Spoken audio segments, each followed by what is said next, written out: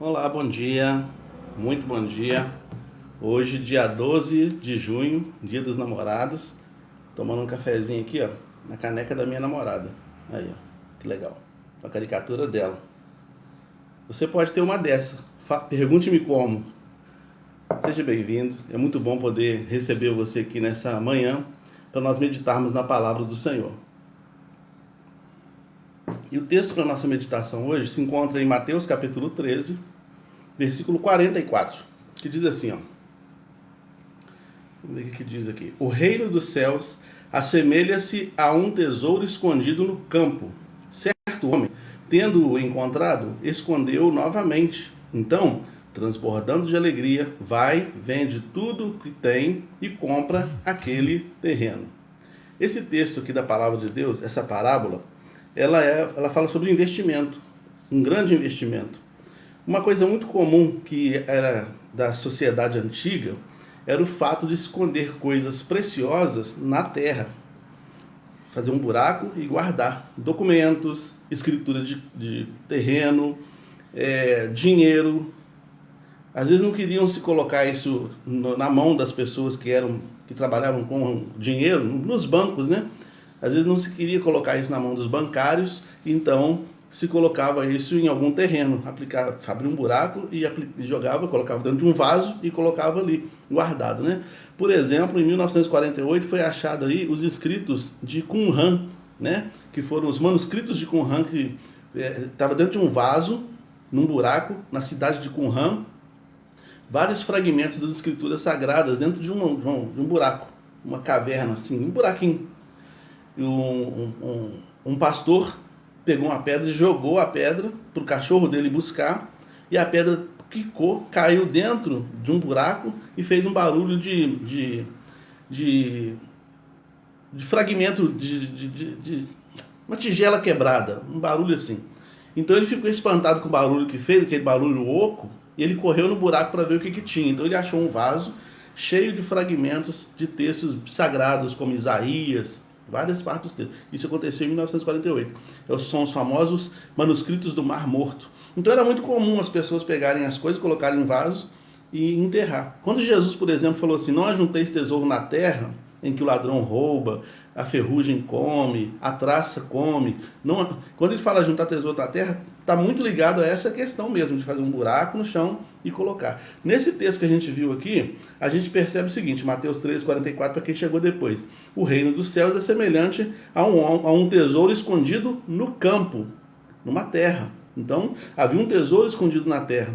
E esse homem, então, tendo encontrado, ele está lá cavando, fazendo toda a infraestrutura para construir alguma coisa, e ele então dá de cara com aquele vaso lá cheio de tesouro. E aí o que ele faz? Ele percebe que aquele tesouro é muito maior do que tudo que ele tem na vida. Então ele vende tudo que tem, compra aquele terreno, transbordando de alegria, né? Ele vende tudo que tem e compra aquele terreno, porque aquele terreno agora tem um valor. Existem coisas que fazem o terreno ter valor agregado, né?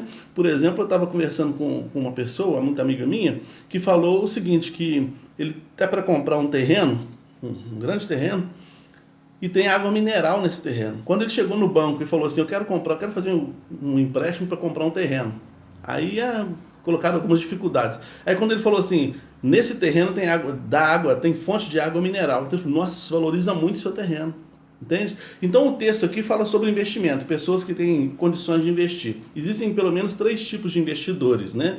Aí entrou a Jusilane, que entende disso, e outros irmãos aí que podem entender melhor disso do que eu. Mas existem os principais perfis de investidores. O investidor arrojado, o investidor conservador e o investidor moderado. De trás para frente, o investidor moderado é aquele que não aplica muito recurso naquilo que ele quer como um investimento. Ele tem um dinheiro, ele quer fazer esse dinheiro crescer, mas ele é moderado, ele aplica só um pouco e tá bom. Já o investidor conservador é aquele que ganhou alguma coisa e acabou, não investe mais. Tá bom demais, tá ótimo. Ele não coloca o dinheiro dele em risco, né? Mas o investidor arrojado, ele coloca o dinheiro dele em risco. E esse caso aqui fala sobre uma pessoa que é um investidor arrojado, porque ele vendeu tudo que tinha para comprar aquele terreno, ele apostou tudo naquilo. Ele acreditava na liquidez daquele terreno. Na liquidez é a possibilidade de ele retornar com dinheiro muito maior. Então ele acreditava que aquilo ali era um grande investimento. E Jesus fala, o reino de Deus é assim. Né? O reino de Deus é assim. Tem pessoas que investem de forma moderada, tem pessoas que investem de forma conservadora e tem pessoas que investem de forma arrojada. Você conhece gente, por exemplo, que ir no culto domingo à noite ou no domingo de manhã, basta. E ele só faz isso, ele só vai no culto, lá assiste o culto, participa vagamente de tudo, lê a Bíblia ali durante o culto e acabou. Durante a semana ele não vai ler Bíblia, ele não vai evangelizar, ele não faz mais nada. O reino de Deus para ele é aquilo ali. Tem gente que é assim. Esse aí é o conservador. Agora, tem pessoas que é um pouco mais moderado. Esses aí já vão no culto de manhã, vão no culto à noite, já lê um pouco mais a Bíblia e entregam um folheto e fica ali vendo a oportunidade de falar o evangelho mais ou menos para alguém. Esse é o moderado. Mas tem um investidor do reino dos céus que ele é arrojado. Então ele investe tudo. A casa dele é uma extensão do reino. A casa dele é uma extensão do reino, a vida dele é uma extensão do reino. Ele aplica dinheiro, ele aplica vida, ele aplica energia, ele dá o seu tempo. Tem hora que você fica olhando para um irmão, assim, você vê esse irmão chegou 7 horas da manhã na igreja e de tarde ele está lá ornamentando a igreja e à noite ele está no culto ainda e ele está lá esse irmão investindo e está esse irmão evangelizando e está esse irmão... Todo dia que você vê esse irmão está em ação. Ele quer ver o reino crescer. Esse é um investidor arrojado. Aí você observa o perfil da vida desses investidores. Como que é a vida do investidor conservador? Ela não passa daquilo. Ela vai ficar sempre aquela vidinha. Como é que é a vida do conservador, do investidor moderado? É um pouco mais evoluída. Como é que é a vida do investidor que é arrojado? Você vê que ele está lá na frente. Né? Ele está lá na frente, ele vê as orações dele respondidas, ele vê o reino de Deus se manifestando, ele ganha almas para Jesus, ele está investindo no reino. Então, quando Jesus fala que o reino de Deus é semelhante a um campo que tem um tesouro escondido, e o investidor visualiza esse tesouro e compra esse terreno de qualquer maneira, ele está falando sobre pessoas que são ousadas no reino, pessoas que querem crescer no reino de Deus, pessoas que não recuam para as trevas. O moderado e o conservador muitas vezes recua para as trevas, às vezes nem percebe que o reino espiritual está batalhando contra ele, ele nem percebe, porque a visão dele está turva, está pequena, ele tem uma visão muito pequena. O investidor que é um arrojado, ele vê lá na frente, então ele entende, ele percebe as manifestações espirituais, ele percebe quando está sendo atacado, ele percebe quando precisa atacar, ele investe mais em oração aqui e ali, ele protege, ele cobre as pessoas com oração.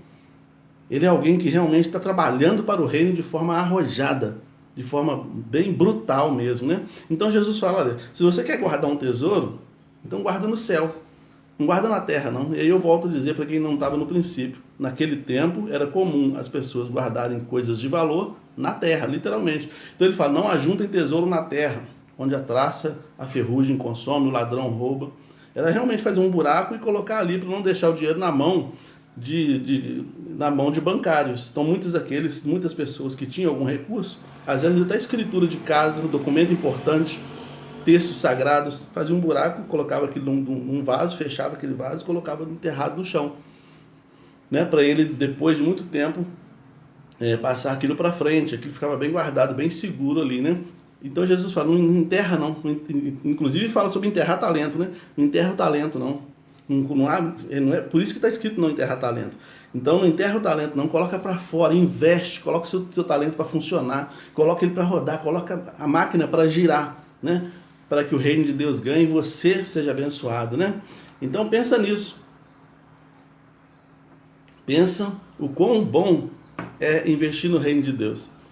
Lembra aquele momento que você estava passando por uma situação e você investiu mais tempo em oração e você viu resultados palpáveis da sua oração? Lembra aquele momento que você estava passando por uma situação de luta e você pediu os irmãos para orar e a igreja estava passando uma situação e todo mundo orando ali e como é que o céu desceu e a igreja foi abençoada? Esse foi um investimento mais pesado que foi feito. Se você fizer isso todas as vezes, você vai crescer de nível espiritual. Você vai passar da condição de admirador para discípulo. Um dia eu vou fazer uma live falando sobre isso. Admirador e discípulo. É o que aconteceu com Zaqueu, né? Ele passa da condição de admirador para discípulo. Se você é um investidor conservador, você ainda é um admirador do reino, né? Você vê as pessoas investindo, crescendo, desenvolvendo espiritualmente, desenvolvendo na vida social, desenvolvendo na família. Você vê a vida, você vê bênção sendo derramada para todo lado, mas na sua vida ainda não está sendo derramada porque você não tem a mesma coragem a mesma ousadia, a mesma intrepidez de um investidor arrojado. Se você tiver a intrepidez de um investidor arrojado, você vai ter uma vida muito abençoada, uma vida que vai frutificar a 100 por mil, como diz as Escrituras, né? Então fica para nós a palavra do Senhor.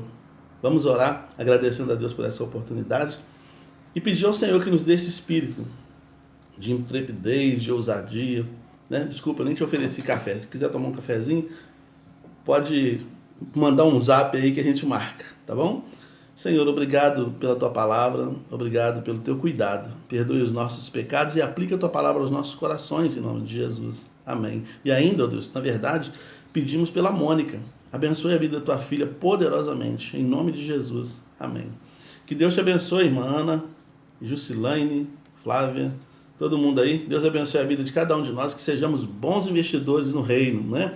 E feliz dia dos namorados. Dá um beijo no seu namorado e na sua namorada, tá bom? Se você não tem, peça ao Senhor que Ele te dá. Em nome de Jesus. Deus abençoe.